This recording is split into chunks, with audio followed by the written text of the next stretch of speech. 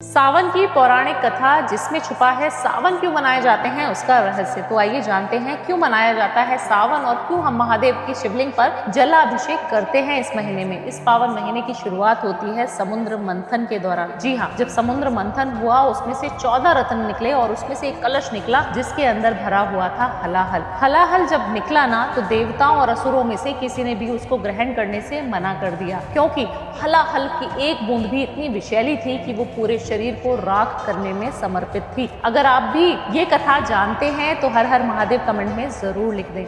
आपको पता है कौन वहां पर था जिसने हलाहल जो इतना विषैला पदार्थ था उसको अपने कंठ में समाहित कर लिया? वो थे हमारे भोले भंडारी, हमारे बाबा शिव। जब शिव जी ने उस हलाहल को पिया और उसकी बूंद जब उनके गले में उनके कंठ पर गई तो उनसे उनका कंठ नीला पड़ गया, जिससे उनको नीलकंठ महादेव भी कहा जाता है। और उनको इतनी ज्यादा बेचैनी होनी शुरू हो गई कि उनका पूरा शरीर नीला हो गया और वो जो है बहुत ज्यादा हाहाकार में इधर उधर घूमने लगे। तभी बारिश हो जाती है और सारे देवी देवताओं ने, जितने भी लोग वहां खड़े थे, सभी ने उनके ऊपर जलाभिषेक करना शुरू कर दिया। जब शीतल जल की वर्षा उनके ऊपर होने शुरू हो गई तो उनको थोड़ी राहत मिली और महादेव का कंठ जो नीला हो गया था वो थोड़ा उनको शीतलता प्रदान करने लगा। वो जल जब उन्होंने ग्रहण किया, जब शिवलिंग पे जल चढ़ाया जाता है तब भी कहा जाता है कि महादेव को थोड़ी शांति मिलती है और कहा जाता है कि आज भी महादेव को वो तपिश, वो जो उसका हलाहल का जो विष का जो जहर था वो आज भी महसूस होता है। तो तभी हम शिवलिंग पे जल चढ़ाते हैं ताकि उनको शीतलता प्रदान हो और वो शीतल होकर आपको आपकी मनचाहा वरदान दे दें। क्योंकि जब किसी को चोट लग जाती है और आप उस पर मलहम लगाते हैं, आप उस चोट के दर्द को थोड़ा सा कम करने की कोशिश करते हैं तो आपसे वो इंसान भी प्रसन्न हो जाता है। और वो तो साक्षात महादेव थे, जो कोई ग्रहण नहीं करता वो सिर्फ और सिर्फ महादेव ग्रहण करते हैं। उनके भूत पिशाच सारे लोग उनकी सेवा करते हैं, सभी लोग उनको मानते हैं और देवता भी मानते हैं, असुर भी मानते हैं। तो एक ऐसे देव जो किसी में भी भेदभाव नहीं करते वो हैं हमारे महादेव। तंत्र विद्या की अगर बात करें तो सबसे ज़्यादा जो तंत्र के देवता माने जाते हैं वो महादेव माने जाते हैं। अगर आप शमशान में कभी जाकर तप करना चाहते हैं तो आप महादेव की पूजा कर सकते हैं।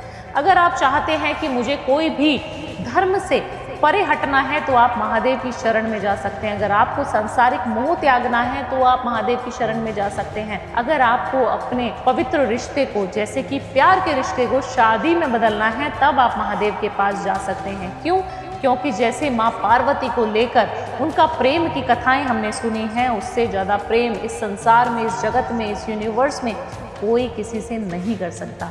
तो अगर आप किसी भी रूप में महादेव को मानते हैं, उनको पूजते हैं, तो आपके लिए ये कथा है। और इसका सार है, आपने करना क्या है इस सावन। आपने सावन के सोमवार में फास्टिंग ज़रूर करनी है। जब आप सावन को फास्टिंग करते हैं, काफ़ी सारे लोग हैं जो पूरे सावन फास्ट करते हैं, अगर आप नहीं कर सकते तो आप सिर्फ सावन के सोमवार में व्रत ज़रूर करें। व्रत में नियम क्या रहेगा? आपको महादेव को जल ज़रूर चढ़ाना है, बट रात्रि के समय चढ़ाना है। लोग गलती क्या करते हैं, सुबह सुबह एक जल का लोटा लिया और चले महादेव के टेम्पल। ऐसा आपको बिल्कुल नहीं करना है। आपको शाम के समय अंधेरा होने के बाद आप महादेव को जल चढ़ाइए। आप देखिए आपकी मनोकामना विदिन 1 मंथ आपकी जो इच्छा है ना वो पूरी होकर ही रहेगी, ये गारंटी मैं आपको देती हूँ। महादेव की जब भी पूजा करें तो रात्रि के समय करें, क्योंकि तंत्र विद्या में भी लिखा है कि महादेव जब भी प्रसन्न होते हैं ना तो वो रात्रि में ज़्यादा होते हैं। तो आप अगर शिव पुराण कभी पढ़ें तो ये महीना आपके लिए बहुत अच्छा है। आप शिव पुराण पढ़ सकते हैं, आप शिव की स्तुति कर सकते हैं, आप शिव के मंत्र को, पंचाक्षरी मंत्र को भी जप सकते हैं। अगर आप शिव की भक्ति में लीन हो सकते हैं सावन, तो आपके जीवन से दुख, दरिद्रता आपके जीवन से बिल्कुल भाग जाएगी और सौभाग्य की प्राप्ति आपको हो जाएगी। धन धान्य संपत्ति आपको मिलनी शुरू हो जाएगी। तो हर हर महादेव कमेंट में ज़रूर लिखें और ये सावन आपके जीवन में बहुत पावन है, इसको ऐसे ही व्यर्थ ना जाने दें। हर हर महादेव।